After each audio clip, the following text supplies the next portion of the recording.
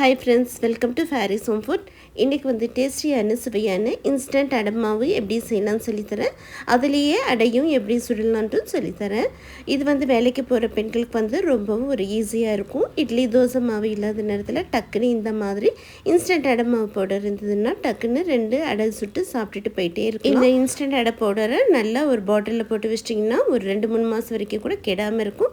டக்குன்னு நீங்கள் வந்து அடை செஞ்சுக்கலாம். வாங்க இது டேஸ்டியான இன்ஸ்டன்ட் அடை பவுடர் எப்படி செய்யலாம் சொல்லித்தரேன். வீடியோக்குள்ளே போய் பார்க்கலாம். வீடியோக்குள்ளே போய் பார்க்குறதுக்கு முன்னாடி நம்மளுடைய சேனல் ஃபேரிஸ் ஹோம் ஃபுட் சேனலை சப்ஸ்கிரைப் பண்ணாதவங்க சப்ஸ்கிரைப் பண்ணிக்கோங்க. தேங்க்யூ. அடை மாவு பண்ணுறதுக்கு இந்த மாதிரி ஒரு கிளாஸில் 1 கிளாஸ் அளவுக்கு புழுங்கல் அரிசி எடுத்து போட்டுக்கிறேன். அதே கிளாஸ்லேயே 1 கிளாஸ் வந்து பச்சரிசியும் போட்டுக்கோங்க. எந்த கிளாஸில் அளக்குறீங்களோ அதே கிளாஸ்லேயே எல்லாமே அளந்துக்கலாம். இப்போ 1 கிளாஸ் புழுங்கல் அரிசி 1 கிளாஸ் பச்சரிசி போட்டாச்சு. இப்போ இதே கிளாஸில் 1 கிளாஸ் வந்து கடலைப்பருப்பு போட்டுக்கலாம்.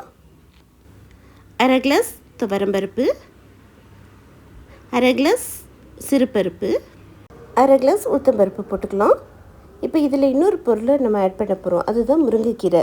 இது வந்து நார்மலாக முருங்கைக்கீரை யாரும் இது கூட ஆட் பண்ண மாட்டாங்க. ஆனால் நான் கொஞ்சம் நல்ல குழந்தைங்களாம் சாப்பிட்றதுக்காக முருங்கைக்கீரை ஆட் பண்ணிக்கிறேன். இது உங்கள் விருப்பம் தான். வேணும்னா நீங்கள் போட்டுக்கலாம், இல்லைன்னா ஸ்கிப் பண்ணிக்கலாம். நல்லா வாஷ் பண்ணிவிட்டு காய வச்சு எடுத்து வச்சுக்கோங்க. ஈரமையே கொஞ்சமும் இருக்கக்கூடாது. இப்போ இதை ஃபஸ்ட்டு நம்ம வறுத்துக்கலாம். இப்போ பேன் வச்சுக்கோங்க. இந்த முருங்கைக்கீரையை வந்து நம்ம வறுத்துக்கலாம். மற்றதெல்லாம் நம்ம வறுக்கணும்னு அவசியம் இல்லை. இந்த முருங்கைக்கீரை மட்டும் நமக்கு ஈரப்பதம் இருக்குன்றதுனால இதை மட்டும் நல்லா வறுத்துட்டு பொடி பண்ணிக்கலாம். பாருங்கள், இந்த அளவுக்கு நல்லா வாஷ் பண்ணி காய வச்சு எடுத்துக்கோங்க. நல்லா இந்த முருங்கைக்கீரையை நல்லா வறுத்து எடுத்துக்கலாம். கொஞ்சமும் ஈரப்பதமே இல்லாமல் நல்லா முறுமுறுன்னு ஆற வரைக்கும் நல்லா வறுத்துக்கோங்க.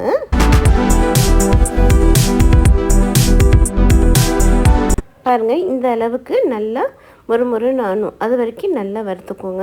முருங்கைக்கீரை உங்கள் விருப்பம் தான். வேணும்னா போட்டுடலாம், இல்லைன்னா ஸ்கிப் பண்ணிக்கலாம். இப்போ பாருங்கள், போடும்போது எவ்வளோ இருந்துச்சு, இப்போ இவ்வளோன்னு கொஞ்சமாக ஆயிடுச்சு. அப்படி தான் இருக்கும். முருங்கைக்கீரை மட்டும் நிறையா இருக்கும், அப்புறம் பதங்கினதும் கொஞ்சமாகிடும். இப்போ இந்த முருங்கைக்கீரையை ஒரு பவுலுக்கு மாற்றிக்கலாம். இந்த முருங்கைக்கீரை மட்டும் நம்ம தனியாக தான் பொடி பண்ண போகிறோம், அதனால் இதை தனியாக எடுத்து வச்சுக்கலாம். பாருங்கள், இந்த அளவுக்கு நல்லா முறுமுறுப்பாக இருக்கணும். இப்போ இது ஒரு பக்கம் இருக்கட்டும். இப்போ மிக்ஸி ஜார் எடுத்துக்கோங்க. ஃபஸ்ட்டு வந்து நம்ம வந்து அரிசியை போட்டுக்கலாம். எல்லாமே ஒன்றா தான் நம்ம பொடி பண்ண போகிறோம். அரிசி போட்டுக்கலாம். புழுங்கல் அரிசி, பச்சரிசி ஒரு கப்பு. இப்போ கடலைப்பருப்பு 1 கப் கடலைப்பருப்பு போட்டுக்கலாம். 1/2 கப் துவரம்பருப்பு, 1/2 கப் சிறுபருப்பு, 1/2 கப் உளுத்தம்பருப்பு. அவ்வளோதான். இப்போ இதுக்கு காரத்துக்கு 10 காஞ்ச மிளகாவை போட்டுக்கலாம். இப்போ ஃபஸ்ட்டு இதை வந்து நம்ம நல்லா குறைன்ட்டு பொடி பண்ணிட்டு வந்துடலாம்.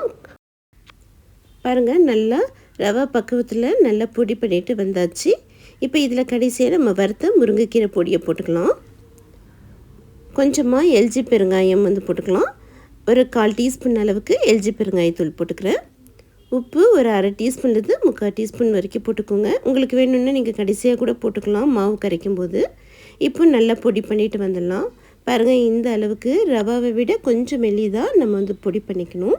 இப்போ வாங்க இந்த அடை மிக்ஸ் பவுடரை ஒரு பவுலுக்கு மாற்றிக்கலாம். சூப்பராக இன்ஸ்டன்ட் அடை மாவு பவுடர் ரெடி ஆகிடுச்சு. இப்போ இந்த அடை மாவுலேருந்து அடை வந்து எப்படி சுடலான்னு பார்க்கலாமா? 2 கரண்டி அளவுக்கு அடை மாவு எடுத்து போட்டுக்கோங்க. இது வந்து ஒரு ஆள் வந்து சாப்பிட்லாம். உங்களுக்கு எவ்வளோ வேணுமோ அவ்வளோ நீங்கள் போட்டுக்கோங்க. 1 கிளாஸ் அளவுக்கு தண்ணி ஊற்றிக்கோங்க. ரொம்ப ஃபஸ்ட்டு தண்ணி ஊற்றிடாதீங்க. நம்ம தண்ணி ஊற்றினதும் அது கொஞ்சம் திக்காகவே இருக்கும். 1 கிளாஸ் அளவுக்கு நல்லா தண்ணி ஊற்றிட்டு நல்லா மிக்ஸ் பண்ணிக்கோங்க. இப்போ நல்லா மிக்ஸ் பண்ணிட்டு மூடி போட்டு விட்டுருங்க. ஒரு 1/2 hour அப்படியே இருக்கட்டும். 1/2 hour கழிச்சு இப்போ ஓப்பன் பண்ணி பார்க்கலாம். பாருங்கள், எவ்வளோ ஒரு கெட்டியாக இருக்குது. இப்போ இந்த அளவுக்கு கெட்டியாக இருக்கும்போது அடை ஊற்றினா ரொம்ப திக்காக இருக்கும். அதனால் கொஞ்சமாக நமக்கு தேவையான அளவுக்கு தண்ணி ஊற்றிக்கலாம். 1/4 கிளாஸ் அளவுக்கு தண்ணி ஊற்றிக்கோங்க. ஊற்றிட்டு நல்லா மிக்ஸ் பண்ணி விட்டுக்கோங்க. நல்லா தோசை மாவு மாதிரி பதத்தில் இருக்கணும். அந்தளவுக்கு நல்லா மிக்ஸ் பண்ணிக்கோங்க. இப்போ கொஞ்சமாக கருவேப்பிலை இலை, வெங்காயம் பொடியாக நறுக்கின ஒரு 1/2 வெங்காயம் போட்டுக்கலாம். நான் 2 அடை சுடுறதுனால 1/2 வெங்காயம் மட்டும் போட்டுக்கிறேன். இந்த அடை மாவு உங்களுக்கு 1/2 மணி நேரம் ஊற வைக்க டைம் இல்லைன்னா பிரச்சனையே இல்லை. 10 நிமிஷம் மட்டும் ஊற வச்சிங்கன்னா கூட போதும் தான். இப்போ தோசைக்கல் வச்சுக்கோங்க. கொஞ்சமாக எண்ணெயை வந்து நல்லா தடவிட்டுக்கோங்க. இப்போ கல் நல்லா சூடானதும் இப்போ கரைச்சி வச்சுருக்கிற மாவை ஊற்றிக்கலாம். நீங்கள் அடை மாவு மாதிரி ரொம்ப கட்டியாக வேணும்னா தடியாகவே ஊற்றிக்கலாம். இல்லைன்னா கொஞ்சம் தடியாக இருக்கிறது பிடிக்கலைன்னா மெலிசாக கூட ஊற்றிக்கலாம். உங்கள் விருப்பம்தான். 1 டீஸ்பூன் அளவுக்கு சுற்றிலும் எண்ணெய் ஊற்றிக்கோங்க.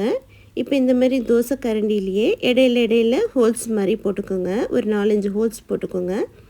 இப்போ அந்த ஹோல்ஸ்லேயே கொஞ்சமாக எண்ணெய் எல்லாத்துலேயும் ஊற்றிடுங்க, எல்லா ஹோல்ஸ்லேயும். அப்போ தான் உள்ளே இருக்கிற மாவும் வந்து நல்லா அடை மாவுக்கு நல்லா மொறுமொறுன்னு வேகும். அதுக்காக தான் நான் ஊற்ற சொன்னேன். இப்போ எல்லாம் ஊற்றியாச்சு. இப்போது நல்லா வெந்ததும் ஒரு பக்கம் திருப்பி விட்டுக்கோங்க. மறுபடியும் இடையில நீங்கள் திருப்பி போட்டுக்கோங்க. உங்களுக்கு மொறுமொறுன்னு வேணும்னா நல்லா மொறுமொறுன்னு ஆக்கிக்கோங்க. அப்படியே மேலே கொஞ்சமாக ப்ரெஸ் பண்ணி விட்டுக்கோங்க. சூப்பராக அடை ரெடி ஆகிடுச்சு பாருங்கள். இப்போ இந்த அடையை வந்து ஒரு பிளேட்டுக்கு எடுத்துக்கலாம். ஒரு அடை ரெடி ஆகிடுச்சு. இப்போ இதே போலேயே மறுபடியும் இன்னொரு 2வது அடையும் நம்ம சுட்டுக்கலாம். இப்போ இதே தோசைக்கல்லில் மறுபடியும் எண்ணெயை வந்து ஸ்ப்ரெட் பண்ணிக்கோங்க. ஒரு கரண்டியை அடை மாவையும் ஊற்றிக்கலாம். ஊற்றிட்டு நல்லா ரவுண்ட் பண்ணிக்கோங்க.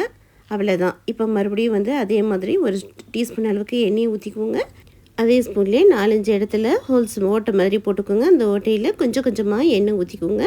அப்போ வந்து உங்களுக்கு உள்ளே இருக்கிற மாவும் நல்லா வேகும். இப்போ பாருங்கள், எல்லா ஹோல்ஸ்லையும் எண்ணெய் ஊற்றியாச்சு. இப்போ வெந்ததும் மறுபடியும் ஒரு பக்கம் திருப்பி போட்டுக்கோங்க. அவ்வளோதாங்க. இப்போ சூப்பரான டேஸ்டியான 2வது அடையும் ரெடி ஆகிடுச்சு. இப்போ இந்த அடையும் ஒரு பிளேட்டுக்கு எடுத்துக்கலாம்.